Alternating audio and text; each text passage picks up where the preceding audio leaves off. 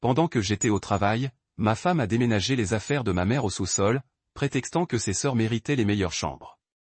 En rentrant à la maison et en voyant ma mère triste, j'ai juste souri et dit, fais tes valises. Ma femme et ses sœurs n'avaient aucune idée de ce qui les attendait. Voilà le truc avec les bonnes intentions. C'est comme ces abonnements de gym qu'on achète en janvier. Ça a l'air génial au moment de s'inscrire. Mais 6 mois plus tard, vous vous demandez à quoi vous pensiez en mangeant une pizza en sous-vêtements à 2 heures du matin.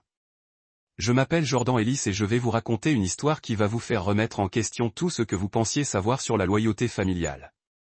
J'ai 36 ans, je suis marié à une femme nommée Alina, que je croyais être ma meilleure alliée. Et je suis le seul enfant que ma mère Gloria a réussi à empêcher de la rendre complètement folle. Croyez-moi, ce n'est pas peu dire, car j'étais un vrai casse-tête quand j'étais jeune. Le genre d'enfant qui pensait que mettre des pétards dans les boîtes aux lettres était une expérience scientifique. Mais la vie a cette drôle de façon de vous frapper au moment où on s'y attend le moins. Un mardi matin, je bois mon café en naviguant sur les mêmes réseaux sociaux insensés auxquels tout le monde est accro, quand mon téléphone sonne. C'est maman et elle pleure. Pas les douces larmes que je viens de voir en regardant le film Elle marque, mais ces sanglots profonds et déchirants qui vous font tomber l'estomac plus vite qu'un ballon de plomb. Papa était parti. Une crise cardiaque à 68 ans, là, à la caisse du supermarché. L'ironie ? Il achetait ces stupides plats surgelés bons pour le cœur que maman le harcelait depuis des mois. Parfois, l'univers a un sens de l'humour tordu qui rendrait un humoriste de stand-up jaloux. Après les funérailles, qui étaient à peu près aussi amusantes qu'un traitement de canal par un dentiste ivre, j'ai su ce qui allait se passer. Maman ne pouvait pas rester seule dans cette grande maison. Elle s'agitait là-dedans comme une bille dans une boîte à café, entourée de 40 ans de souvenirs et de l'incroyable collection de magazines de pêche de son père, qu'il jurait de lire un jour. Cette femme avait 63 ans et n'avait jamais vécu seule un seul jour de sa vie. Elle est passée de la maison de ses parents à la vie de couple en un rien de temps. Même si, dans son cas, c'était plutôt un mariage d'amoureux fous. Alors j'ai fait ce que tout fils bien fait aurait fait. J'ai chargé mon pick-up de ses affaires les plus importantes. Des photos de famille, sa vieille machine à coudre qui faisait un bruit d'hélicoptère en panne, et environ 17 000 livres, car apparemment, ma mère pensait qu'elle tenait une bibliothèque mobile. Le plan était simple, et je dis bien simple comme à la maternelle. Maman emménage temporairement chez Alina et moi, le temps qu'elle prenne ses marques et que je puisse l'aider à trouver un petit coin sympa à proximité. Peut-être une de ces charmantes résidences pour seniors où elle pourrait jouer au bingo et se plaindre des jeunes avec des personnes de son âge.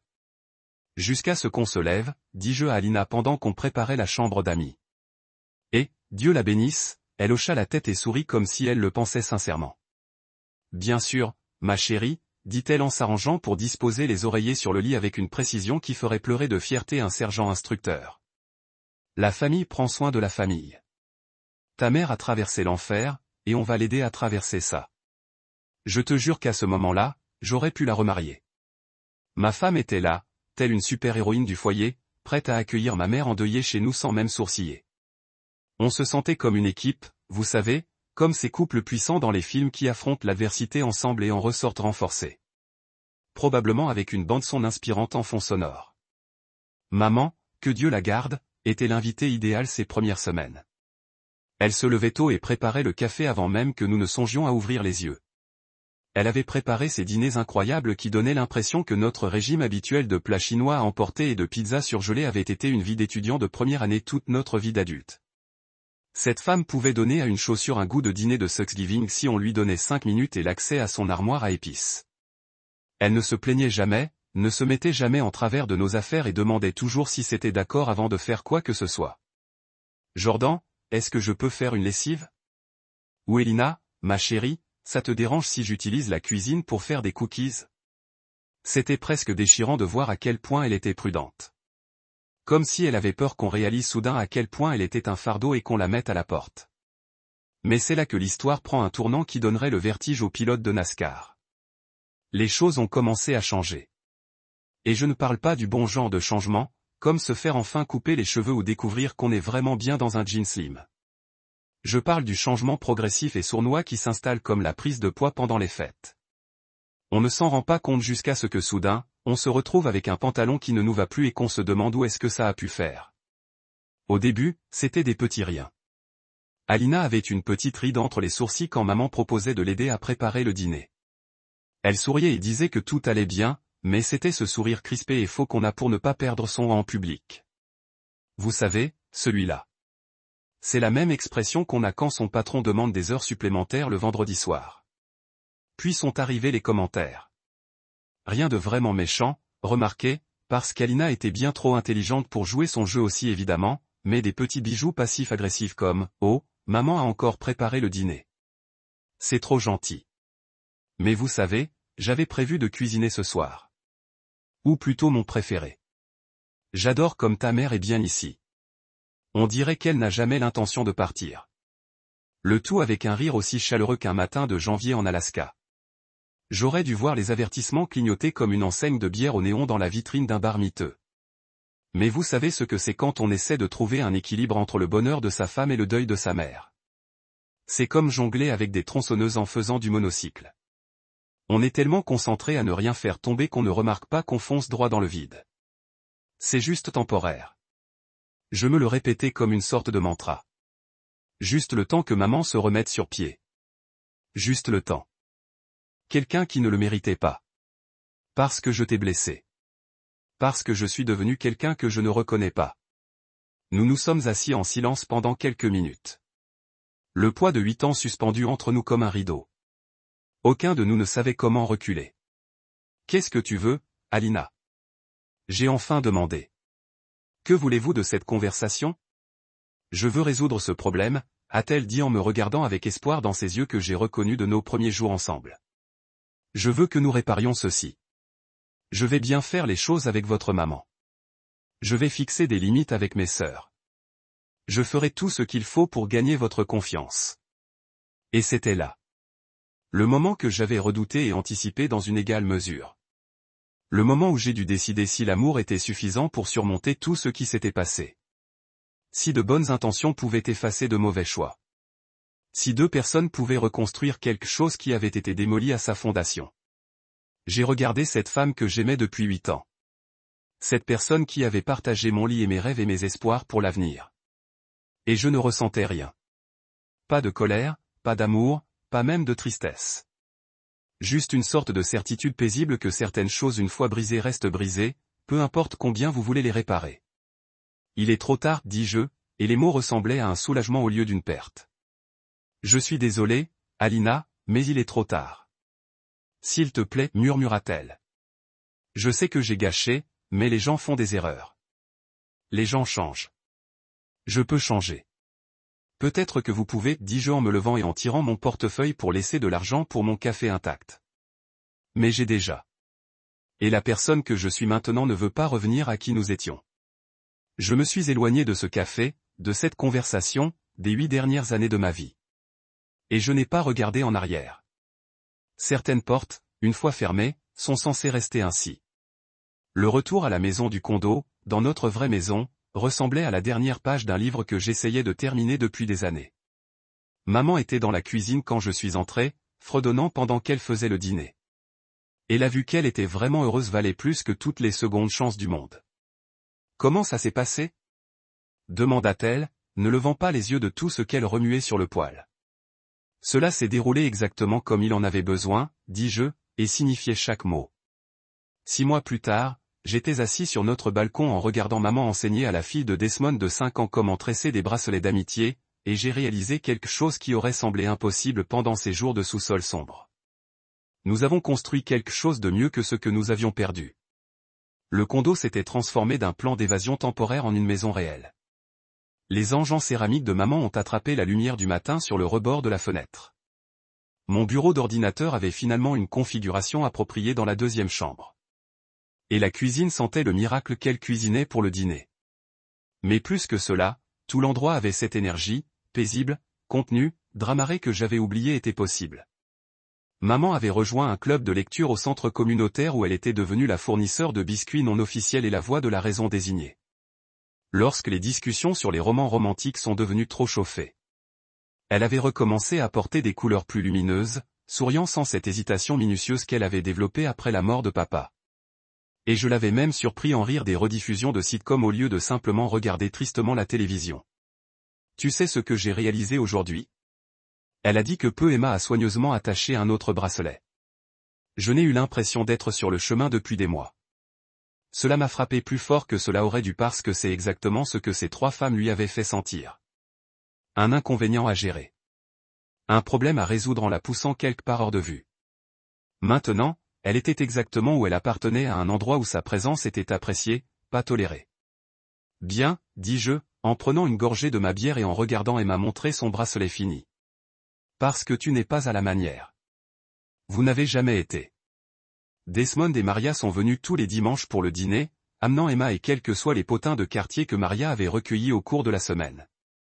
Les rapports de mon ancienne maison étaient devenus moins fréquents mais plus divertissants. Apparemment, Alina était retournée avec ses parents après que les sœurs aient finalement réussi à détruire complètement l'endroit. La dernière fois que j'ai entendu, Bianca travaillait dans un grand magasin et toujours amère de son règlement de divorce. Bien que Talia ait lancé une sorte d'entreprise de cristal en ligne qui était à peu près aussi réussie que vous vous attendez, je ne me sentais pas mal pour eux. Plus maintenant. Certaines personnes doivent apprendre à la dure que les actions ont des conséquences. Et j'étais juste reconnaissant que je n'étais pas là pour amortir leur chute. À quoi pensez-vous? Demanda maman, remarquant mon humeur contemplative. Juste ça, dis-je, faisant un geste autour de notre petit royaume de balcon. À quel point tout est différent maintenant. Mieux différent ou pire différent. Je l'ai regardé, je l'ai vraiment regardé. Assis là dans la lumière du soir, aidant un enfant à faire des bijoux pendant le dîner préparé dans notre cuisine, et je n'avais pas à me soucier de rentrer à la maison dans un drame frais ou des bêtises agressives passives. Certainement mieux, dis-je. Même sans Alina, c'était une bonne question. Il y a 6 mois, j'avais pensé que ma vie était terminée lorsque mon mariage a implosé. Maintenant, je ne pouvais pas imaginer retourner dans cette maison. Ce stress, ce sentiment constant de marcher sur des coquilles d'œufs autour des gens qui considéraient la gentillesse comme une faiblesse, surtout sans Alina, ai-je dit. J'ai passé 8 ans à essayer de garder tout le monde heureux et j'ai oublié ce que c'était que d'être heureux moi-même. Maman a tendu la main et m'a tapoté la main. Le même geste qu'elle avait utilisé quand j'étais enfant et devait rassurer que tout irait bien. Merci, dit-elle doucement. Pour m'avoir choisi, pour nous avoir choisis. La meilleure décision que j'ai jamais prise, dis-je, et signifiait chaque mot. Alors que le soleil se couchait sur notre petit coin du monde, j'ai réalisé quelque chose qui aurait probablement dû être évident depuis le début. La famille ne concerne pas les certificats de sang ou de mariage ou dont le nom est sur l'hypothèque. Il s'agit de respect, de loyauté et de choisir de se présenter aux personnes qui comptent. Nous ne pouvons pas toujours choisir notre famille, mais nous pouvons choisir où nous appartenons. Et parfois, la chose la plus forte que vous puissiez dire n'est pas « je suis désolé » ou « faisons-nous ». Parfois, la chose la plus forte que vous puissiez dire est « emballez vos sacs ». Nous allons mieux quelque part. Et nous l'avons fait. Qu'elle soit prête à se débrouiller seule. Juste le temps que tout redevienne normal. Mais le truc avec la normalité, c'est qu'elle a parfois disparu pour de bon et qu'on ne s'en rend compte qu'au milieu des décombres, à se demander ce qui vient de se passer. Vous connaissez ce sentiment quand on regarde un film d'horreur et que le protagoniste décide d'aller enquêter sur ce bruit bizarre au sous-sol à minuit. On est assis là, à hurler devant la télé. Ne le fais pas, espèce de... Eh bien, il s'avère que j'étais sauf qu'au lieu d'un sous-sol flippant, j'étais sur le point de me faire surprendre par le drame familial de ma femme. Et au lieu d'un maniaque maniant une tronçonneuse, j'avais affaire à quelque chose de bien plus terrifiant. 2 femmes adultes qui pensaient que le monde leur devait une vie. C'était un jeudi soir, environ 3 semaines après que maman se soit installée dans ce que je pensais bêtement être notre nouvelle normalité temporaire. Je rentrais d'une autre journée épuisante à l'entrepôt où j'avais passé 8 heures à charger des cartons et je me demandais si c'était vraiment ce que ma conseillère d'orientation voulait dire quand elle disait que j'avais un potentiel illimité. La maison sentait divinement bon. Maman avait préparé son fameux rôti braisé, le genre qui pourrait probablement résoudre la paix dans le monde si on le servait aux Nations Unies. Je suis entré dans la cuisine en m'attendant à prendre une bière et peut-être regarder les temps forts du match. Mais au lieu de cela, j'ai trouvé Alina qui faisait les 100 pas comme un tigre en cage qui a bu trop d'expresso. Elle avait ce regard sur son visage. Vous, les gens mariés, vous savez de quoi je parle. C'est l'expression qui dit « Je vais t'annoncer une nouvelle qui va te faire remettre en question tous tes choix de vie. » Salut, ma belle, a-t-elle dit. Et j'ai tout de suite su que j'étais foutu, car elle ne m'appelait, ma belle, que pour me flatter. C'est comme quand les vendeurs de voitures commencent à te parler d'être ton ami. Sauve-toi, mon frère. Quoi de neuf, ai-je demandé, me préparant déjà mentalement à l'enfer qui allait s'abattre sur ma vie relativement paisible. J'ai donc reçu un appel de Bianca aujourd'hui. Elle a sursauté et mon cœur s'est serré plus vite que le Titanic. Bianca était la sœur cadette d'Alena. Et dire qu'elle avait le sens du drame, ce serait comme dire que le Grand Canyon était un trou béant. Cette femme pouvait transformer une simple commande de café en une tragédie en 3 actes avec une intrigue secondaire sur son traumatisme d'enfance. Elle divorce, a poursuivi Alina. Et honnêtement, je n'ai pas été surprise. Bianca a traversé les relations comme la plupart des gens traversent le papier toilette rapidement, laissant derrière eux beaucoup de dégâts. Son mari, Derek, était un homme bien, mais il avait commis l'erreur fatale d'attendre de Bianca qu'elle contribue à leur foyer autrement qu'à se plaindre et à publier des messages Instagram sur sa vie difficile. C'est nul, ai-je dit, essayant d'avoir l'air compatissant tout en pensant secrètement que Derek était probablement en train de déboucher le champagne quelque part. Mais qu'est-ce que ça a à voir avec nous? Et là, le silence. Vous savez, celui-là. Le même silence qu'on a juste avant que le dentiste vous annonce un traitement de canal ou quand votre patron vous appelle dans son bureau pour une brève discussion qui se termine par une mise à jour de votre profil LinkedIn. Eh bien, dit Alina, soudain très intéressée par le rangement de la salière et de la poivrière. Elle a besoin d'un endroit où dormir le temps de se remettre sur pied. Juste temporairement, bien sûr. J'ai senti mon œil se contracter. Définissez, temporairement. Quelques semaines, peut-être 2 mois tout au plus.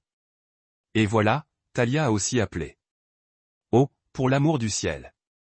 Talia était la petite sœur, 28 ans, et elle cherchait encore ce qu'elle voulait faire de sa vie, ce qui impliquait apparemment de changer de carrière plus souvent que certains ne changent de sous-vêtements.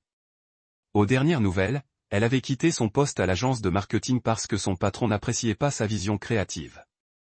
Avant ça, c'était le studio de yoga, l'environnement étant trop toxique. Et avant ça, c'était le café, car faire des lattes était indigne de son âme d'artiste. Laisse-moi deviner, ai-je dit en posant ma bière avec la résignation d'un homme qui voit clair, même si c'était écrit au crayon par un Saint-Givre. Elle est épuisée et a besoin de repartir à zéro. Le visage d'Alina s'est illuminé comme si je venais de résoudre le problème de la faim dans le monde. Exactement. Vous comprenez. Elle a juste besoin d'espace pour réfléchir. Peut-être de faire un peu d'introspection. Vous savez à quel point elle est sensible. Sensible, non? Talia était aussi sensible qu'un bulldozer dans un magasin de porcelaine. Un jour, une femme a piqué une crise au restaurant parce qu'on lui avait servi son café au lait dans une tasse de la mauvaise couleur. Apparemment, les tasses blanches lui donnaient une mauvaise énergie et elle avait besoin de thon terreux pour maintenir son alignement des chakras, ou d'une autre absurdité New Age qu'elle avait apprise auprès du gourou du développement personnel qu'elle suivait cette semaine-là. Bon, je vais être clair, dis-je. Parce que parfois, il faut entendre les choses folles à voix haute pour vraiment comprendre à quel point on est profondément impliqué. Tes 2 sœurs doivent emménager avec nous. Eh bien, ma mère est déjà là, dans notre maison de 3 chambres. C'est le moment idéal, s'exclama Alina. Et je jure qu'elle a tapé dans ses mains comme pour annoncer une fête d'anniversaire surprise. On a 2 chambres d'amis à l'étage, juste à côté de celle de ta mère. Ce sera comme si toute la famille était réunie. Et voilà. Le moment où j'aurais dû imposer ma position plus fermement qu'un danseur de country. Le moment où j'aurais dû canaliser mon père intérieur et dire « absolument pas ». C'est de la folie. Et si vous pensez que je transforme notre maison en refuge pour vos frères et sœurs émotionnellement instables, vous vous trompez. Mais est-ce que j'ai fait ça? Absolument pas. Parce que je suis un idiot qui croyait encore à des concepts comme la famille qui s'entraide et le mariage comme partenariat. J'étais comme un de ces pionniers optimistes qui partent vers l'ouest en chariot bâché, complètement inconscient du fait que j'allais me faire scalper par la réalité. Je n'aime pas l'idée, ai-je dit, ce qui, dans le langage des hommes mariés, signifie, c'est une idée terrible qui va nous gâcher la vie, mais je suis trop fatigué pour me battre pour l'instant. Ce n'est que temporaire, m'a assuré Alina. En utilisant le même ton que ceux qui disent des choses comme « ça ne fera pas mal du tout », juste avant de vous piquer. Avec une aiguille. La famille est de la famille, pas vrai? Et c'était la logique. La famille est de la famille. Ça semblait si raisonnable, si noble, si parfaitement logique qu'il faudrait être un monstre sans cœur pour le contester. Le problème, c'est que je n'avais pas réalisé à l'époque que, selon la définition d'Alena, certains membres étaient apparemment plus égaux que d'autres. J'ignorais que ma mère, la femme qui m'avait élevé, qui m'aimait inconditionnellement et qui pleurait actuellement la perte de son compagnon, ne faisait pas vraiment le poids face à ce nouvel arrangement. Mais j'allais le découvrir. Si vous n'avez jamais vu un accident de voiture au ralenti se produire dans votre salon, laissez-moi vous brosser un tableau.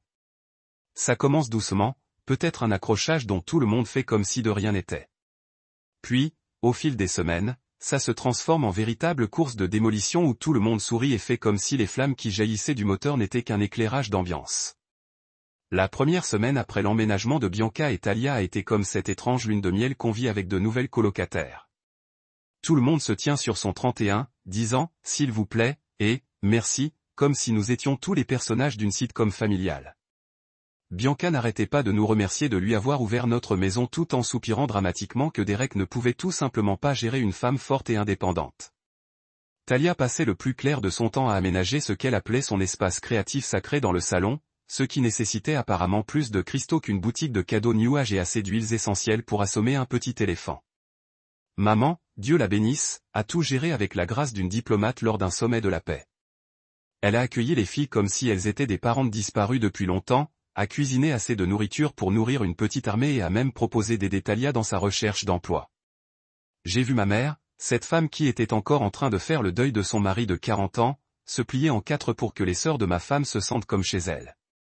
Elle a cédé sa place préférée sur le canapé, a réorganisé son emploi du temps en fonction de leurs besoins et ne s'est jamais plainte une seule fois lorsque les séances de méditation matinale de Talia consistaient à chanter à des volumes à réveiller les morts.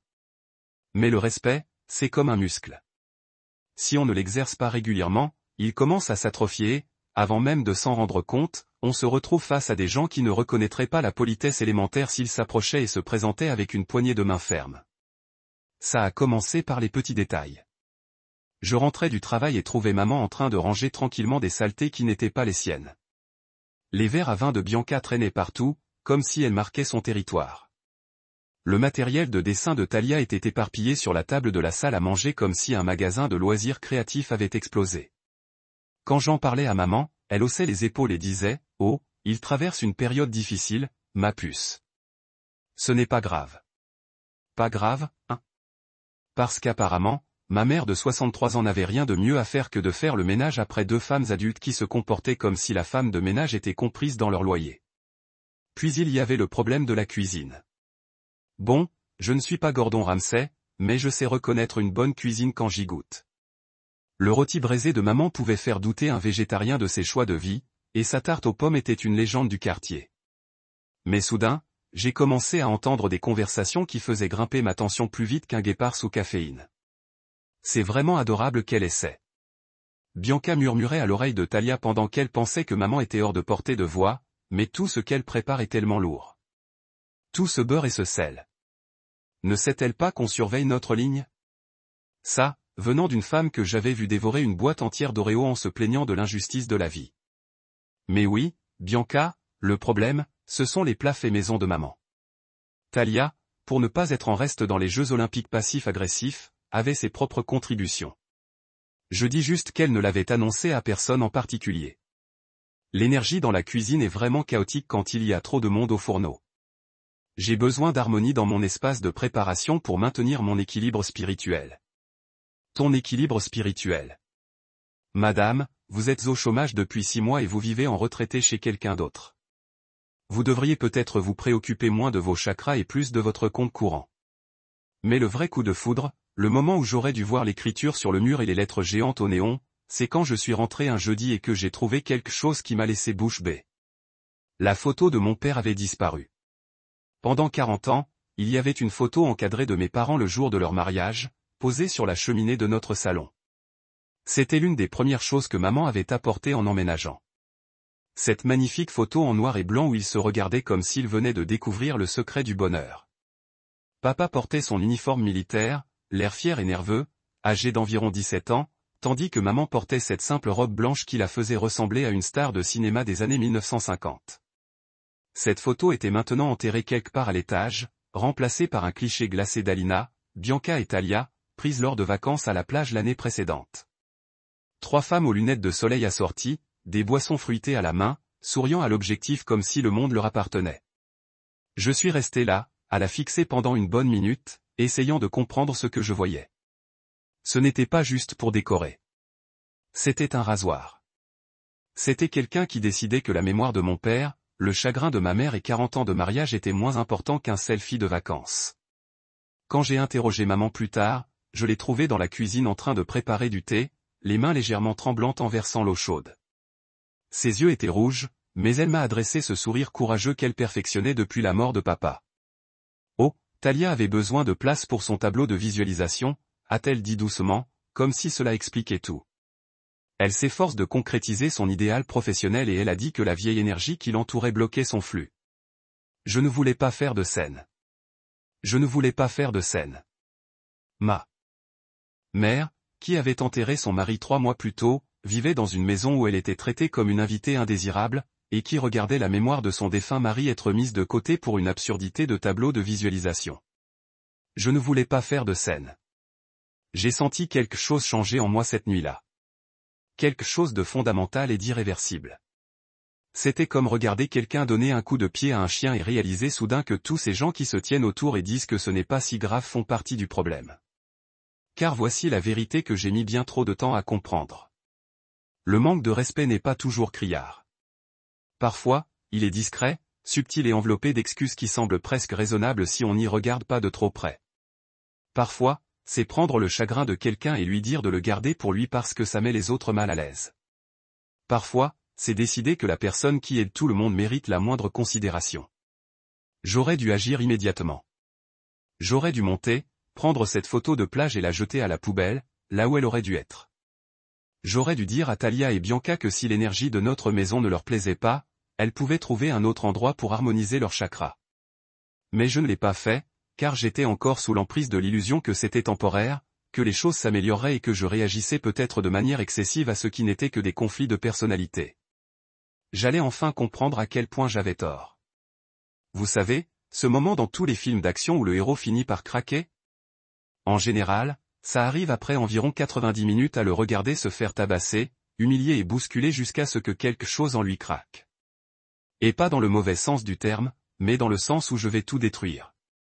Eh bien, mon moment est arrivé un mardi, après une garde de 12 heures à l'entrepôt, parce que Jimmy s'est déclaré malade à cause de ce qu'il a prétendu être une intoxication alimentaire, mais ce n'était probablement qu'une gueule de bois après Monday Night Football. J'étais épuisé, le genre de fatigue qui vous gagne jusqu'aux os et vous fait vous demander pourquoi les humains ont évolué au-delà du stade où l'on se contente de grogner et de manger des bails. Tout ce que je voulais, c'était rentrer à la maison, boire une bière, peut-être regarder une télé sans réfléchir, et manger le miracle que maman avait concocté dans la cuisine. Des plaisirs simples pour un homme simple, pas vrai? Faux. Tellement, incroyablement, stupidement faux. J'ai franchi la porte d'entrée et j'ai immédiatement su que quelque chose clochait. La maison dégageait cette étrange tension qui règne après une dispute, comme si l'air lui-même retenait son souffle. J'entendais Alina et ses sœurs à l'étage, leurs voix étouffées mais animées, ponctuées de quelques éclats de rire un peu mordants, comme des hyènes célébrant une nouvelle proie. « Maman », ai-je appelé en posant mes clés sur la table où se trouvait la photo de mariage de papa. Pas de réponse. « Maman, tu es là. » J'ai d'abord vérifié la cuisine. Vide, mais on pouvait voir des signes qu'elle avait cuisiné.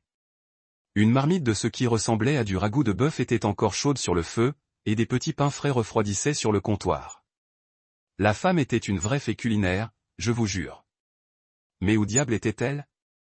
C'est là que je l'ai entendue. Un léger bruit venant du rez-de-chaussée. Au début, j'ai cru que le chauffe-eau faisait encore des siennes, avec ces étranges gargouillis qui me faisaient toujours croire que notre maison mourait lentement de l'intérieur. Mais en m'approchant de la porte du sous-sol, j'ai réalisé que ce n'était pas mécanique. C'étaient des pleurs, des sanglots étouffés qui me serraient la poitrine comme si quelqu'un tournait lentement un étau autour de ma cage thoracique. J'ai pris les escaliers du sous-sol 2 par 2, mes bottes de travail résonnant dans la cage de béton, et ce que j'ai vu en bas m'a fait bouillir de sang. Ma mère était assise sur un matelas nu, sur le sol froid du sous-sol, entourée de cartons et de sacs poubelles noirs remplis de ses affaires. Son rocking chair, celui que papa lui avait acheté à ma naissance, celui dans lequel elle m'avait soigné quand j'étais malade, celui dans lequel elle s'asseyait tous les soirs pour lire ses romans d'amour, était fourré dans un coin comme un meuble abandonné. Ses photos encadrées, ses livres, ses petits anges en céramique dont papa la taquinait. Tout cela entassé dans des cartons, comme si elle était une sorte de réfugiée dans la maison de son propre fils. Elle a levé les yeux en entendant mes pas. Et je jure devant Dieu, si on pouvait mettre en bouteille le chagrin d'amour et le servir comme une boisson, il ressemblerait exactement au visage de ma mère à ce moment-là. Ses yeux étaient rouges et gonflés. Ses cheveux gris étaient ébouriffés comme si elle les avait tirés. Et elle serrait une vieille chemise en flanelle de papa comme si c'était une bouée de sauvetage. « Salut chérie », dit-elle en essayant de sourire à travers ses larmes comme si elle m'accueillait à la porte d'entrée au lieu d'être assise dans un sous-sol qui ressemblait à un garde-meuble. Comment était le travail ? Comment était le travail ? Seigneur Jésus. Ma mère avait été reléguée au sous-sol comme un secret de famille. Et elle me demandait comment s'était passée ma journée. Maman, ai-je dit d'une voix plus rauque que je ne le pensais. Qu'est-ce que c'est que ça ? Pourquoi es-tu ici ? Elle détourna le regard, soudain très intéressée par lisser les plis de la chemise de papa. Oh, eh bien, les filles avaient besoin des chambres à l'étage. Talia disait que le sous-sol serait mieux pour mon, comment appelait-elle ça ? Mon traitement émotionnel. Quelque chose comme une énergie négative affectant sa créativité. Une énergie négative. Ma mère, en deuil de son mari, dégageait apparemment une énergie négative qui empêchait Talia de créer des tableaux de visualisation et d'écrire des poèmes sur ses sentiments. Et Bianca, ai-je demandé, même si j'étais presque sûr de connaître déjà la réponse. Elle disait qu'elle avait besoin de la pièce bien éclairée pour ses appels vidéo avec son avocat, tu sais, pour la procédure de divorce. Maman s'essuya le nez avec un mouchoir qui semblait avoir connu des jours meilleurs. Je ne voulais pas causer d'ennui, Jordan. Ils ont dit que ce serait temporaire, le temps qu'ils règlent la situation. Temporaire ? Ce mot commençait à me faire l'effet d'un poison. J'ai inspecté le sous-sol du regard, je l'ai vraiment regardé. Les murs en béton étaient humides par endroits. Le plafond était si bas que j'ai dû me baisser sous les conduites d'eau, et il y avait une odeur de moisi qu'aucun désodorisant ne pourrait faire disparaître. Ce n'était pas une chambre. Ce n'était même pas adapté pour ranger des décorations de Noël, et encore moins pour loger un être humain. Ils t'ont demandé ? Ai-je demandé, et j'ai senti ma mâchoire se serrer. J'allais probablement avoir besoin de soins dentaires. Quelqu'un a-t-il pris la peine de te demander si c'était acceptable ? Le rire de maman était amer, et entendre ce son sortir de ma douce et patiente mère, c'était comme regarder Monsieur Rogers lâcher une bombe. Dis-moi, oh, chérie, ils n'ont pas demandé, ils ont tout raconté. Bianca a dit qu'à l'étage, c'était un bien immobilier de premier ordre et Talia a dit qu'elle sentait mon chagrin à travers les murs et que cela affectait ses chakras. Ils ont déménagé mes affaires pendant que tu étais au travail. Je suis rentré de l'épicerie et j'ai tout trouvé ici. Ils l'ont déménagé pendant que j'étais au travail. Comme un meuble qu'ils réorganisaient comme si elle n'avait aucune importance. Comme un fardeau qu'ils toléraient en se faisant une faveur. C'est là que quelque chose en moi a lâché. Pas cassé, cassé. Comme une corde de guitare trop tendue, produisant un son si aigu et si définitif, vous savez, qu'il ne redeviendra jamais comme avant. Je me suis levé, la tête presque contre le plafond bas, et pour la première fois depuis des mois, j'ai ressenti une lucidité absolue, une certitude. Fais tes valises, maman. Elle m'a regardé, la confusion au visage. Quoi ? Fais tes valises. On s'en va. Jordan, chérie, tu ne peux pas me regarder comme ça, ai-je dit, et je pensais vraiment chaque mot. Fais tes valises pour ce soir. On reviendra pour le reste plus tard.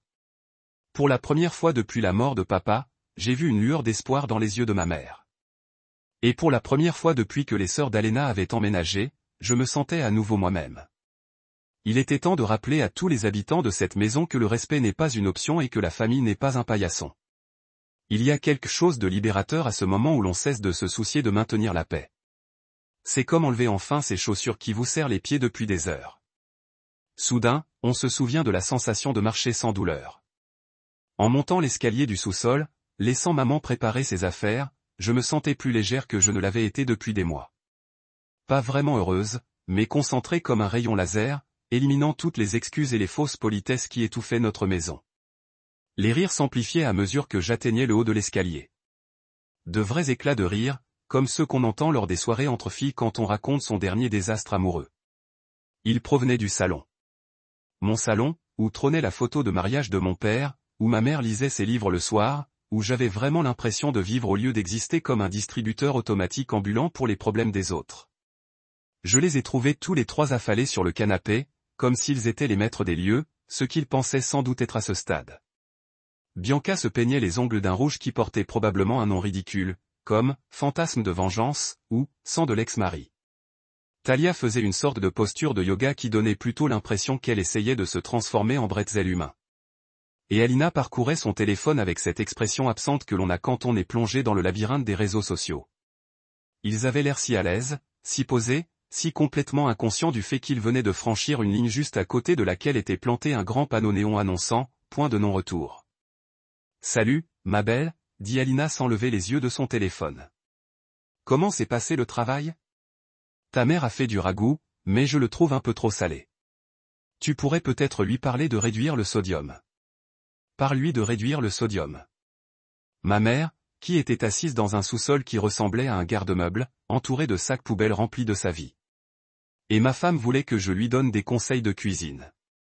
Où est maman, ai-je demandé, même si je connaissais déjà la réponse, je voulais les entendre la dire. Je voulais les voir essayer de justifier leurs gestes. Oh, elle est en bas, a dit Talia, sans même interrompre son numéro de bretzel. Nous avons dû adapter notre quotidien.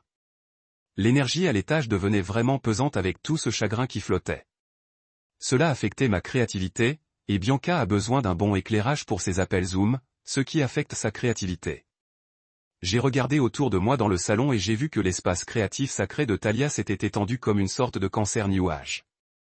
Des cristaux sur toutes les surfaces, des diffuseurs d'huiles essentielles diffusant un parfum de lavande à assommer un cheval, et des tableaux de visualisation recouvrant la moitié du mur où étaient accrochées des photos de famille. On aurait dit qu'un studio de yoga s'était associé à un head shop et avait donné naissance à la progéniture la plus agaçante du monde. Vraiment, ai-je demandé, d'une voix si calme que j'en ai été surprise moi-même. Tu as déménagé ma mère de 63 ans au sous-sol pour avoir un meilleur éclairage pour tes appels de divorce et des chakras plus purs pour tes projets artistiques. Bianca a finalement levé les yeux de ses ongles. Et j'ai vu le moment précis où elle a compris que quelque chose dans mon ton ne correspondait pas au Jordan auquel elle était habituée, celui qui hochait la tête, souriait et suivait tout ce qui faisait bouger les autres. Heureuse. Ce n'est pas comme ça, dit-elle en agitant la main d'un air dédaigneux, manquant de tacher sa manucure fraîche. Ce n'est que temporaire, le temps que je reçoive mon indemnité de Derek. Et le sous-sol n'est pas si mal. Il y fait plus frais, ce qui est sans doute mieux pour quelqu'un de son âge, de toute façon. Mieux pour quelqu'un de son âge. Comme si ma mère était un produit qui nécessitait des conditions de conservation spécifiques. D'ailleurs, Talia intervint, se détachant enfin de la posture de yoga qu'elle tentait. Elle dit que ça ne la dérange pas. Elle est très compréhensive quant à l'importance de maintenir une énergie positive dans les espaces de vie partagés. Elle dit que ça ne la dérange pas, n'est-ce pas? Parce que qu'allait-elle dire? Qu'elle s'offusquait d'être traitée comme une citoyenne de seconde zone chez son propre fils. Qu'elle s'offusquait que la mémoire de son défunt mari soit effacée pour faire place à des tableaux de visualisation et des anneaux lumineux. Ma mère mangerait du verre plutôt que de se plaindre de quoi que ce soit qui pourrait causer des problèmes familiaux. Comme c'est attentionné de sa part, dis-je, et Alina finit par lever les yeux de son téléphone. Probablement. Elle a perçu quelque chose dans ma voix que ses sœurs avaient raté. Jordan, qu'est-ce qui ne va pas, a-t-elle demandé, osant même prendre un air inquiet. Tu as l'air bouleversé. Bouleversé comme si je m'étais cogné l'orteil ou que j'avais reçu une contravention de stationnement, au lieu de découvrir que ma femme avait participé à l'exil de ma mère endeuillée au sous-sol sans même me prévenir. Tu sais ce qui ne va pas, ai-je demandé, et j'ai senti ma concentration s'aiguiser. Tu as pris une décision concernant ma mère sans m'en parler. Tu l'as déplacée au sous-sol comme si elle était un inconvénient qu'il fallait cacher. On ne l'a déplacée nulle part, a dit Alina. Et j'ai dû admirer l'audace qu'il fallait pour dire ça sans sourciller. On a simplement réorganisé l'espace pour mieux répondre aux besoins de chacun. L'espace. Bon sang. Elle parlait de ma mère comme d'un classeur. Ses besoins. J'ai demandé, et les siens. Quelqu'un lui a-t-il demandé ce dont elle avait besoin? Elle a besoin de faire son deuil, a dit Talia avec le genre de sourire. Ton condescendant que les gens utilisent quand ils pensent être sages. Et parfois, c'est plus facile quand on n'est pas entouré de souvenirs de moments plus heureux. Le sous-sol est plus propice à la réflexion intérieure. Tu sais quoi, ai-je dit, et je sentais que la diplomatie était sur le point de disparaître. Tu as tout à fait raison. Elle a vraiment besoin de faire son deuil, et elle doit le faire dans un endroit où elle est vraiment désirée. Ils ont échangé des regards tous les trois et je pouvais presque voir les roues tourner tandis qu'ils essayaient de deviner si je bluffais. « Qu'est-ce que ça veut dire ?» demanda Bianca. J'ai regardé ma femme, vraiment, et j'ai essayé de me rappeler quand exactement elle était devenue quelqu'un que je ne reconnaissais pas. Quand la femme que j'avais épousée était-elle devenue quelqu'un qui pouvait sourire tout en participant à l'humiliation systématique d'une veuve en deuil? Ça veut dire, ai-je dit, d'une voix ferme comme un roc. Maman et moi partons ce soir. Le silence qui suivit fut si total qu'on aurait pu entendre une mouche voler dans le comté voisin. Tous les trois me fixèrent comme si je venais d'annoncer que je rejoignais le cirque ou que je me présentais à la présidence. « Tu es ridicule », dit finalement Alina. « Tu ne peux pas partir comme ça à cause d'une chambre. »« Regarde-moi bien, dis-je. Et pour info, ce n'est pas une question de chambre. C'est une question de respect et du fait que vous trois ne la reconnaîtriez pas si elle s'approchait et se présentait. » Personne ne l'avait vu venir. Mais bon, personne n'avait prêté attention à quoi que ce soit d'autre qu'à son propre confort. Voilà ce que j'ai appris sur la vengeance ce soir-là. La meilleure vengeance n'implique pas de crier, de jeter des objets ou de faire des sorties théâtrales qui claquent les portes et laissent tout le monde parler de votre dépression nerveuse pendant des semaines. Non, la meilleure vengeance est chirurgicale. Elle est précise. C'est le genre de situation qui se produit si discrètement et efficacement qu'au moment où les gens réalisent ce qui les a frappés, on a déjà 3 coups d'avance, on est assis dans un meilleur état d'esprit, on sirote un café et on se demande pourquoi on n'a pas fait ces changements il y a des années. Le problème avec le fait d'être calme en toute crise, c'est qu'on finit par croire qu'on n'a pas de point de rupture. On se dit qu'on va continuer à absorber les bêtises qu'on nous balance, parce que c'est comme ça qu'on a toujours fait. C'est comme être le conducteur désigné de la vie. Tout le monde suppose que ça ne vous pose aucun problème parce qu'on ne s'est jamais plaint. Mais à la longue, même la personne la plus patiente se lasse de nettoyer les dégâts des autres pendant qu'eux-mêmes s'échinent à en faire d'autres. Après avoir lâché cette bombe concernant mon départ, Alina et ses sœurs ont passé le reste de la soirée à essayer de limiter les dégâts. Soudain, tout le monde s'est inquiété de mes sentiments et a cherché un compromis qui satisferait tout le monde. Bianca a proposé de céder la pièce bien éclairée. Talia a suggéré qu'on change les chambres à l'étage chaque semaine, comme si on gérait une sorte de multipropriété tordue. Alina n'arrêtait pas de dire qu'on devrait en discuter comme des adultes et trouver une solution qui convienne à tout le monde. Mais voilà, j'en avais marre de parler, de faire des compromis, de prétendre qu'il existait un juste milieu magique où la dignité de ma mère pourrait coexister avec leur égoïsme. Il y a des limites qu'on franchit une fois, et on ne les défait pas avec des excuses et des promesses de mieux faire. Je n'ai pas discuté avec elle. Je ne me suis pas expliqué. J'ai juste hoché la tête et dit qu'on trouverait une solution demain matin, puis je suis descendu aider maman à emballer le reste de ses affaires. On a travaillé dans un silence complice, pliant ses vêtements et emballant ses anges en céramique dans de vieux journaux, comme si on préparait un déménagement planifié depuis des mois plutôt qu'une escapade nocturne. « Tu es sûr de toi, ma puce ?» a-t-elle demandé tandis que je remplissais soigneusement la vieille boîte de pêche de papa. « Je ne veux pas créer de problème dans ton mariage, maman ?» J'ai dit en la regardant droit dans les yeux. Mon mariage a des problèmes, mais tu n'en es pas un. Tu es la solution. Le lendemain matin, j'ai appelé pour dire que j'étais malade au travail pour la première fois en 3 ans. Non pas parce que j'étais vraiment malade, mais parce que j'avais des affaires à régler, et certaines choses sont plus importantes que de charger des cartons pendant 8 heures et de faire comme si tout allait bien. Premier arrêt, chez Desmond. Desmond était mon pote de travail. Le genre de type qui vous donne sa chemise et vous demande ensuite si vous avez besoin d'un pantalon assorti. Je lui avais parlé du cas de maman quelques semaines plus tôt et il m'avait immédiatement proposé sa chambre d'amis si jamais on en avait besoin. À l'époque, j'avais balayé la situation d'un revers de la main, pensant qu'on n'en arriverait jamais là. Ça montre à quel point je m'y connaissais. Jordan, sa femme, Maria, a pratiquement crié en ouvrant la porte. « Et tu dois être Gloria. Desmond m'a tout raconté sur toi. Entre. Entre. Je viens de faire du café. » En moins d'1 heure, maman était installée dans leur chambre d'amis douillette, dotée de vraies fenêtres laissant entrer la lumière naturelle. Et Maria lui montrait le petit jardin où elle pouvait s'asseoir et lire le matin. Voir ma mère sourire, vraiment sourire. Pour la première fois depuis des semaines, c'était comme voir quelqu'un respirer pour la première fois après avoir frôlé la noyade. Mais je n'avais pas fini. Loin de là.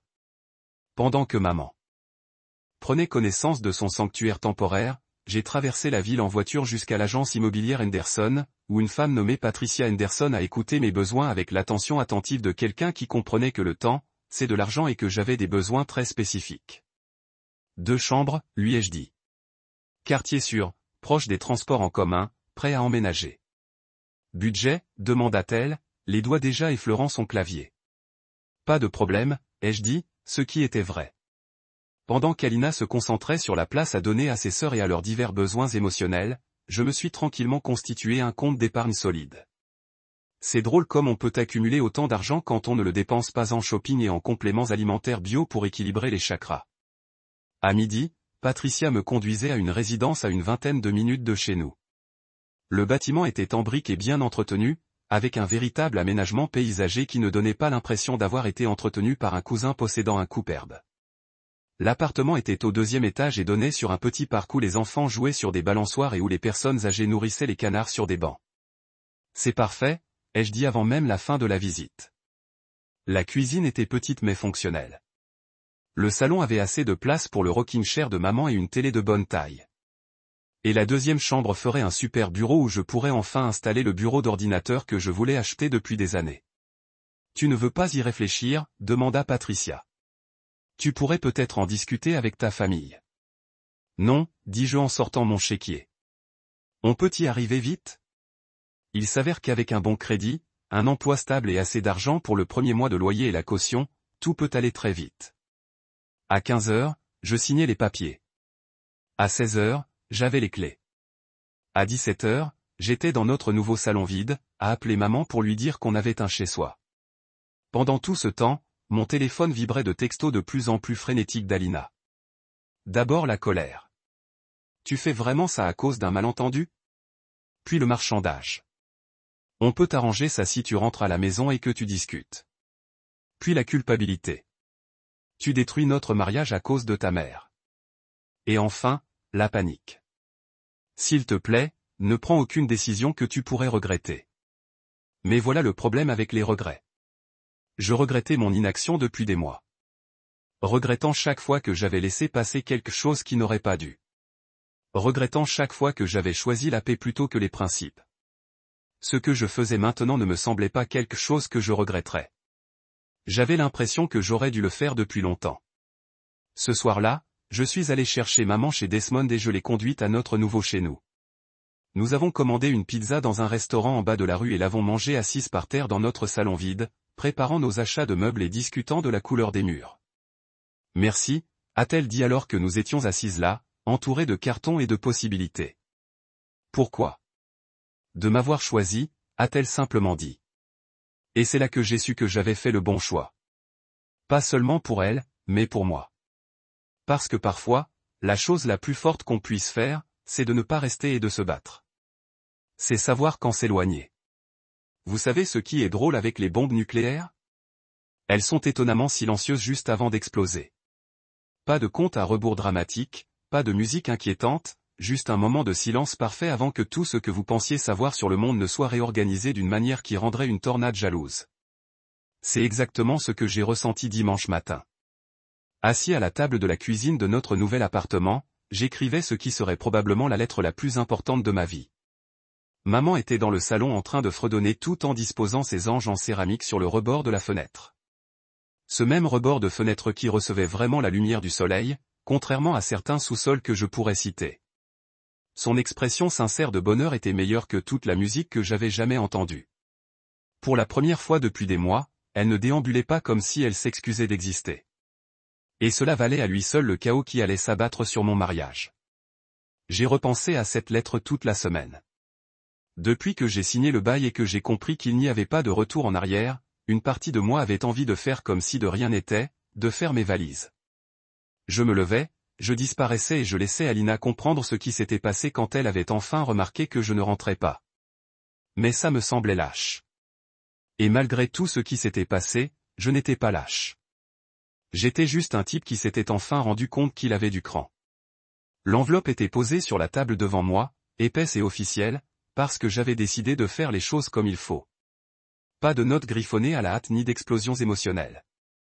Ce serait clair, net et d'une simplicité absolument dévastatrice. À l'intérieur se trouvaient 3 documents qui racontaient toute l'histoire mieux que n'importe quel discours colérique. D'abord, une copie du bail signé de notre nouveau logement avec un petit post-it jaune qui disait « Maman, et moi, on ne vous dérangera pas ». J'avais agonisé sur ce mot pendant une dizaine de minutes avant de décider que parfois, la litote était l'arme la plus puissante. Qu'ils lisent entre les lignes. Qu'ils comprennent que se débarrasser de vous, c'était définitivement disparaître de votre vie, à moins que vous ne trouviez comment vous comporter en êtres humains bien. Deuxièmement, des relevés bancaires prouvant que j'avais discrètement transféré toutes mes économies sur un compte privé à mon nom, rien qu'à mon nom. Ce n'était pas une attaque financière vindicative. C'était juste une façon pour moi de reprendre le contrôle de l'argent que j'avais gagné à la sueur de mon front. C'est drôle comme on accumule de l'argent quand on ne finance pas les tableaux de bord et les frais d'avocat de quelqu'un d'autre. Les relevés étaient surlignés en jaune pour que personne ne manque les parties importantes, comme le solde final qui aurait pu leur faire pleurer. Troisièmement, un acte de séparation que j'avais fait rédiger par un avocat. Rien de sophistiqué, juste un simple document qui exposait les faits essentiels. Des différends irréconciliables, sans contestation, une séparation nette. Je ne demandais rien d'autre que ma liberté et ma dignité. Elle pouvait garder la maison, les meubles et ses. Chère sœur. Je voulais juste partir. Le trajet jusqu'à la maison ressemblait à un enterrement. C'était approprié, car j'enterrais en quelque sorte l'homme que j'étais, celui qui pensait que le bonheur des autres était plus important que sa propre santé mentale. Je me suis garé dans l'allée. Et je suis resté assis là un moment, à contempler cet endroit qui m'avait semblé être ma maison et qui ressemblait maintenant à un immeuble où j'avais perdu tant d'années à faire semblant que tout allait bien. J'entendais des voix à l'intérieur tandis que je m'approchais de la porte d'entrée.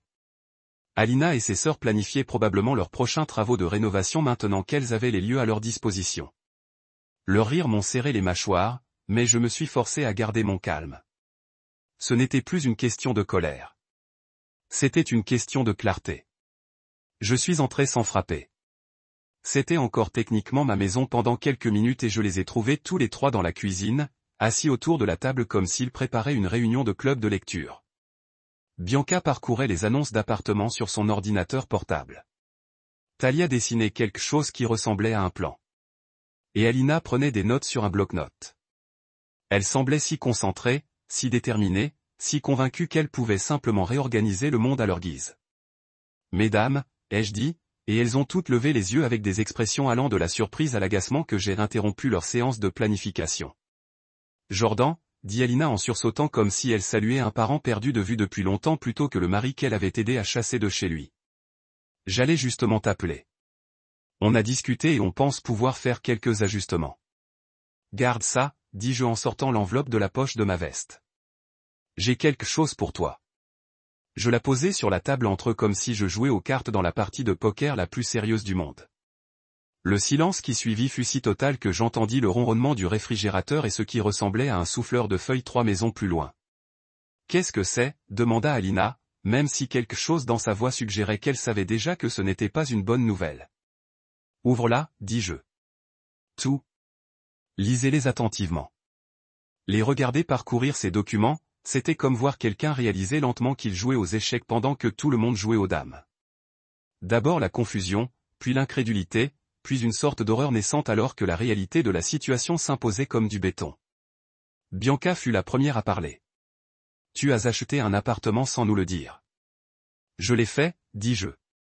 Bel endroit. 2 chambres, un bon éclairage, une énergie positive. Maman adore ça. Tu ne peux pas partir comme ça, dit Talia en agitant les papiers de séparation comme s'ils étaient en feu. C'est fou. Tu es en train de faire une sorte de dépression nerveuse. J'ai failli rire. Une dépression nerveuse, non ? Parce que se défendre et prendre des décisions rationnelles en fonction de la façon dont les gens te traitent était clairement un signe d'instabilité mentale. Je ne suis pas en train de faire une dépression nerveuse, dis-je. Je suis en train de faire une percée. Quelle différence ? Alina fixait les relevés bancaires comme s'ils étaient écrits dans une langue étrangère. Tu as transféré tout notre argent. J'ai transféré mon argent. J'ai corrigé l'argent que j'avais gagné. L'argent qui maintenait cette petite communauté. Le tien flottait pendant que toi et tes sœurs jouiez à la maison. Jordan, s'il te plaît. Dit-elle, et pour la première fois depuis le début de tout ce bazar, elle parut effrayée. On peut arranger ça. On a fait des erreurs, mais on peut s'arranger. Tu as fait un choix, dis-je. Et je restais calme, car perdre mon sang-froid maintenant compromettrait tout ce que j'essayais d'accomplir. Tu les as choisis plutôt que moi. Tu as préféré leur confort à la dignité de ma mère. Tu as choisi de prendre des décisions concernant ma famille sans m'inclure dans la conversation. Ce n'est pas juste. Juste. L'interrompis-je. Était-ce juste quand tu as déménagé ma mère en deuil au sous-sol pour que ta sœur puisse avoir un meilleur éclairage pour ses appels de divorce? Était-ce juste quand tu as effacé la mémoire de mon père pour faire de la place à des tableaux de visualisation et des cristaux de chakra? Son expression me disait qu'elle commençait enfin à comprendre qu'il ne s'agissait ni d'une négociation ni d'un combat. Elle pouvait gagner avec le bon dosage de l'armée de promesses. C'était un accord conclu, signé, scellé et livré avec le genre de finalité qui ne laisse place à aucun appel. Voilà donc. Ça, dit-elle. Tu gâches 8 ans de mariage pour une chambre. Non, dis-je en ramassant l'enveloppe vide et en la pliant soigneusement. Je mets fin à 8 ans de moindre résistance, 8 ans à privilégier la paix au principe, 8 ans à laisser les autres décider de ce que ma vie devrait être.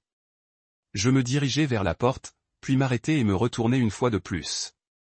Oh, et Alina, vous devriez peut-être commencer à chercher du travail. Toutes les trois. Il s'avère qu'entretenir un foyer coûte cher quand on doit le payer soi-même.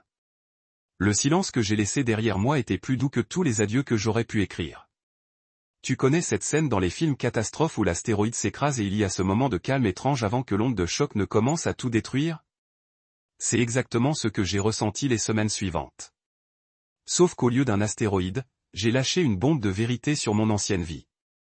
Et au lieu d'immeubles qui s'effondrent, j'ai pu voir 3 femmes adultes découvrir ce que le monde réel coûte réellement quand personne ne subventionne leur vie. Folie de grandeur. Déménager ce dimanche soir, c'était comme assister à un cours magistral sur la façon de préparer efficacement ses bagages. Maman et moi étions devenus plutôt doués pour le déménagement d'urgence. Et cette fois, nous avions le luxe de savoir exactement où nous allions et pourquoi. Pas de larmes, pas de drame, pas de tentative de dernière minute pour nous culpabiliser et nous faire rester. Juste 2 personnes qui avaient enfin compris la différence entre une maison et un foyer. Charger des cartons dans mon camion pendant que le soleil se couchait sur ce qui était probablement la meilleure décision que j'avais prise depuis des années. L'appartement nous a accueillis comme s'il nous avait attendus depuis toujours. Maria, la femme de Desmond, avait apparemment passé la semaine à acheter ce qu'elle appelait les fournitures essentielles pour une pendaison de crémaillère, ce qui se traduisait par assez de nourriture pour nourrir.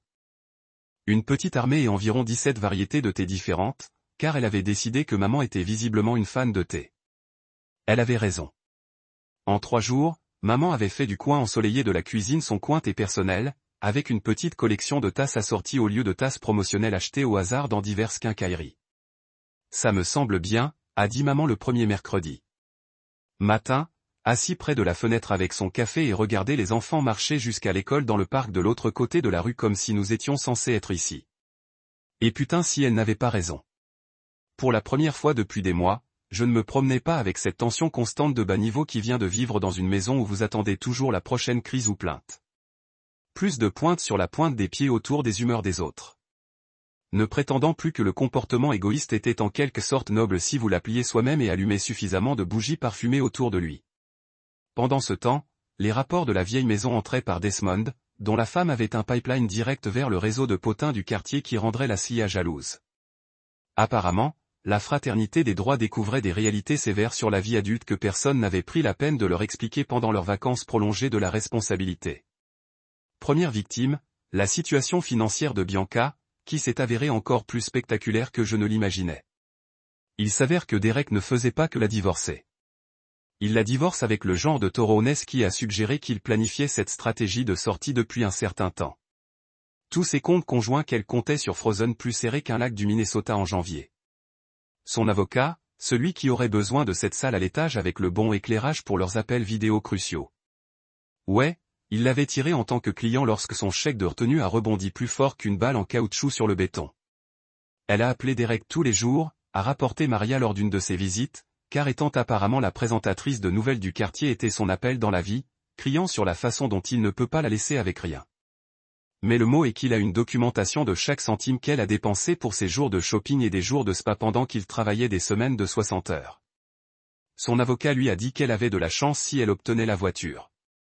La voiture étant une Honda Civic de 3 ans que Dererick lui avait achetée pour Noël.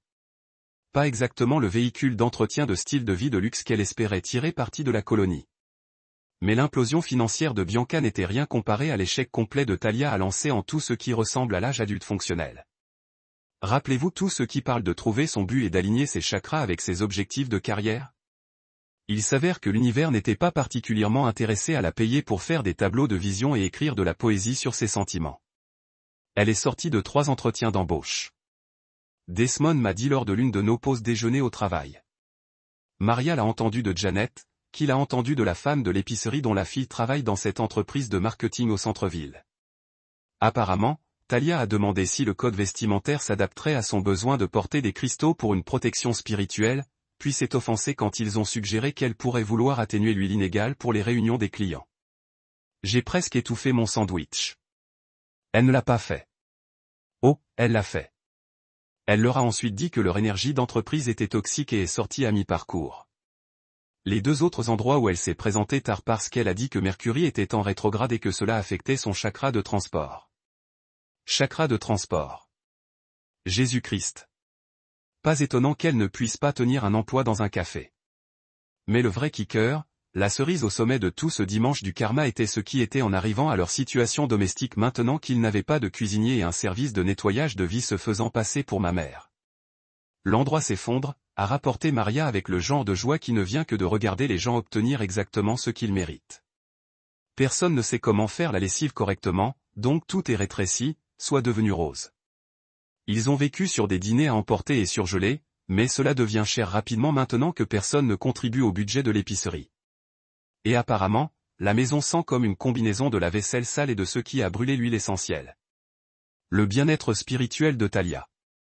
Et Alina est folle parce qu'elle est soudainement responsable de tout et découvrir que le maintien d'un ménage est un travail réel. Travail réel. Quel concept. La meilleure partie était qu'aucun d'entre eux ne semblait avoir compris la solution évidente à leur problème. Personne n'avait suggéré que peut-être, juste peut-être, ils pourraient s'excuser d'avoir traité ma mère comme des ordures et de nous demander de revenir.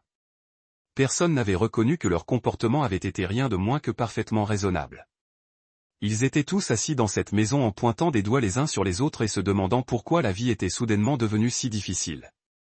Cela aurait été pathétique si ce n'était pas si satisfaisant. Vous manquez tout cela? Maman m'a demandé un soir alors que nous nous asseyions sur notre petit balcon en regardant le coucher de soleil peindre le ciel dans des tons d'orange et de rose qui étaient bien meilleurs que n'importe quel éclairage d'humeur que Talia aurait pu concevoir avec ses cristaux et ses huiles essentielles. La maison, dis-je. Le mariage, la marche constante sur les coquilles d'œufs. Tout cela, dit-elle simplement. J'y ai réfléchi pendant 1 minute. Vraiment penser à cela. Ai-je manqué quelque chose dans mon ancienne vie? La plus grande cuisine, la cour que je n'ai jamais eu le temps de profiter de l'illusion que je faisais partie d'une famille heureuse au lieu d'un salaire avec des jambes. Non, dis-je, et j'ai réalisé que je le pensais complètement. Je ne manque rien, n'est-ce pas? Maman sourit, le premier sourire complètement authentique que j'avais vu d'elle depuis la mort de papa. Pas une seconde. Et c'est à ce moment-là que je savais que nous avions tous les deux réussi de l'autre côté. 3 semaines après notre nouvelle vie, j'étais assis dans mon bureau à domicile.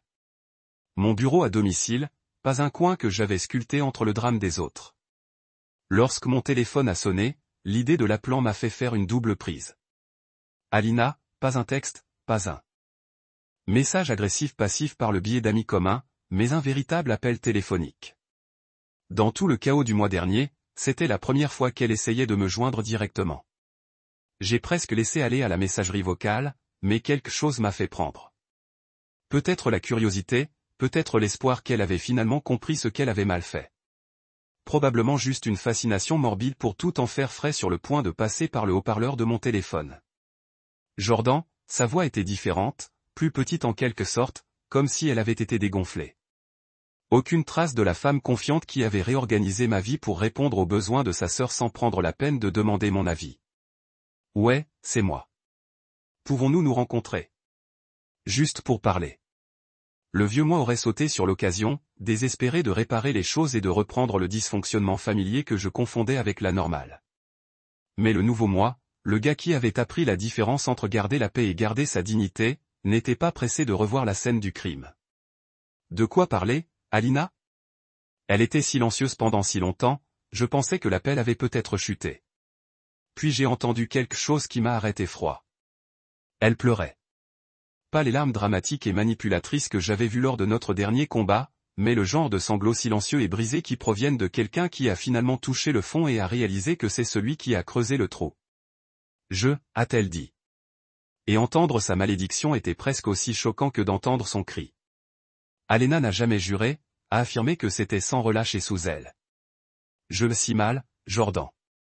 Tout s'effondre, et j'ai finalement compris pourquoi. Contre mon meilleur jugement, je me suis retrouvé à accepter de la rencontrer au Murphy's Café, le petit endroit au centre-ville où nous avons eu notre premier rendez-vous il y a 8 ans.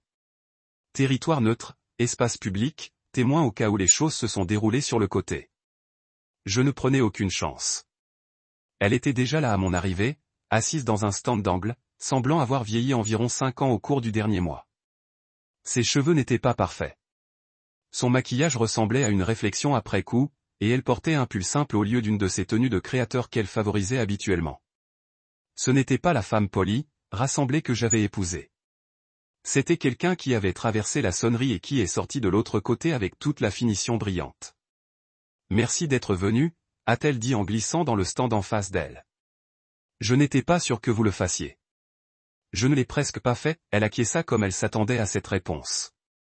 Je fais beaucoup de réflexions depuis que tu es parti sur ce qui s'est passé, sur la façon dont nous sommes arrivés ici, sur ce que j'ai fait à votre maman. Et j'ai honte. Les mots se sont précipités, comme si elle les pratiquait. J'ai honte de la façon dont je l'ai traitée. J'ai honte de la façon dont je laisse mes sœurs la traiter. J'ai honte que j'étais tellement inquiet de garder Bianca et Talia heureux d'avoir oublié la personne qui méritait réellement nos soins. C'était un bon début, mais j'avais déjà entendu des excuses. Continuez. Elle était en deuil. Jordan, ton père venait de mourir. Et au lieu de l'aider à traverser, nous l'avons fait se sentir comme un fardeau. Nous l'avons déplacée au sous-sol comme si elle était quelque chose à cacher. Nous avons effacé la mémoire de votre père de la maison comme si cela n'avait pas d'importance. Nous avons pris quelqu'un qui était déjà brisé et l'avait plus brisé. Elle pleurait plus fort maintenant. Et une partie de moi, la partie qui aimait cette femme depuis 8 ans, voulait traverser la table et la réconforter. Mais la plus grande partie, la partie qui avait appris le respect de soi, est restée exactement là où elle était. Pourquoi, Alina? Aidez-moi à comprendre comment vous pensiez que tout cela allait bien. Elle a essuyé le nez avec une serviette, laissant un frottis de mascara sur le papier blanc. Parce que j'étais égoïste. Parce que je voulais être la bonne sœur, celle qui s'est plongée pour sauver la journée. Parce que je pensais que si je pouvais simplement résoudre leurs problèmes, tout fonctionnerait parfaitement. Aux frais de ma mère. Aux frais de votre mère, elle a accepté. Et le vôtre. Et le nôtre. Je les ai choisis par rapport à ma propre famille et je ne savais même pas que je le faisais jusqu'à ce qu'il soit trop tard. Qu'est-ce qui a changé d'avis? Elle laissa échapper un rire amer. Réalité. Le règlement de divorce de Bianca est passé. Derek a reçu presque tout parce qu'elle avait dépensé leur argent comme une adolescente avec un fonds en fiducie. Elle ne peut pas se permettre sa propre place. Impossible d'obtenir un emploi qui paie suffisamment pour soutenir son style de vie. Et elle est devenue cette personne amère et en colère qui blâme tout le monde pour ses problèmes. Et Talia. Talu. Talia vit dans un monde fantastique où l'univers lui doit sa vie parce qu'elle est spéciale. Elle a participé à 6 emplois en 2 mois. Soit cessé de fumer parce qu'il n'apprécie pas son énergie unique ou se sont licenciés pour se présenter tard ou ne pas se présenter du tout. Hier, elle m'a dit qu'elle envisageait de démarrer une entreprise de guérison des cristaux, ce qui serait génial, sauf qu'elle n'avait pas d'argent, pas de plan d'affaires et pas de compétences réelles. J'aurais pu dire quelque chose sur la façon dont j'avais vu cela venir d'un mile de distance, mais je ne l'ai pas fait. Il n'y avait aucune satisfaction à avoir raison sur quelque chose qui nous avait tant beaucoup coûté.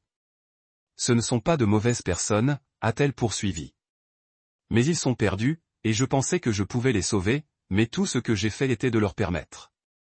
Et dans le processus, j'ai détruit la meilleure chose de ma vie. Ta maman m'a appelé la semaine dernière, a-t-elle dit soudainement. Demandez comment vous alliez. Maman t'a appelé. Elle s'inquiète pour vous, pour nous. Elle a dit qu'elle n'avait jamais voulu être la raison pour laquelle notre mariage avait pris fin. Cela ressemblait exactement à quelque chose que ma mère dirait. Prendre la responsabilité des choix des autres, s'inquiéter du bonheur de tous les autres pendant que les siens se sont mis à l'écart. Ce n'est pas la raison, dis-je fermement. Vos choix sont la raison. La façon dont vous l'avez traité est la raison. Je sais. Alina baissa les yeux sur ses mains, qui étaient enroulées autour d'une tasse de café comme si c'était la seule chose qui la gardait à la terre. Je sais et je suis désolé. Je suis tellement désolé, Jordan. Non seulement parce que tout s'est effondré, mais parce que j'ai blessé.